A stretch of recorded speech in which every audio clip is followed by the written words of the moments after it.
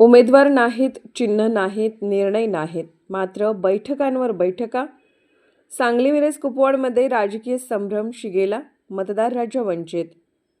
सांगली मिरज कुपवाड महानगरपालिकेच्या निवडणुका अवघ्या काही दिवसांवर येऊन ठेपल्या असताना शहरातील राजकीय वातावरण मात्र प्रचंड संभ्रमात सापडले आहे.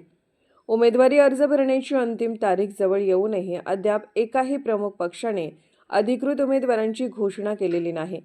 कोणत्या प्रभागातून कोण लढणार, कोणत्या चिन्हावर निवडणूक होणार याबाबतही स्पष्टता नाही.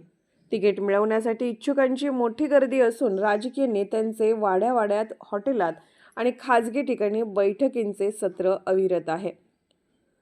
दिवसभर बैठकांवर बैठका होत असल्या तरी त्यातून एकही ठोस निर्णय बाहेर येत नसल्याने कार्यकर्त्यांमध्ये अस्वस्थता वाढत आहे.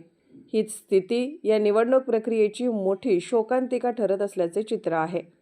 मिरज पॅटर्नची जोरदार चर्चा शहरभर सुरू असली तरी प्रत्यक्षात तिकीट कुणाला मिळणार आणि कुणाला नकार यावर अद्यापही शिक्कामोर्तब झालेले नाही. प्रमुख पक्ष एकत्र लढण्याच्या चर्चांना उधाण आले असले तरी त्याबाबत कोणतीही अधिकृत घोषणा नाही. जागा वाटपाचे गणित धुसर असून तळागाळातील कार्यकर्ते संभ्रमात आहेत. या साऱ्या राजकीय गोंधळात खरा प्रश्न असा उपस्थित होत आहे की मतदार राजा कुठे आहे. निवडणूक तोंडावर असतानाही मतदारांसमोर ना उमेदवार, ना स्पष्ट भूमिका, ना विकासाचा अजेंडा मांडला जात आहे. बंद दरवाजा आड चर्चा, शक्तीप्रदर्शन आणि राजकीय खेळी यावरच सारा भर असल्याचे दिसून येत आहे.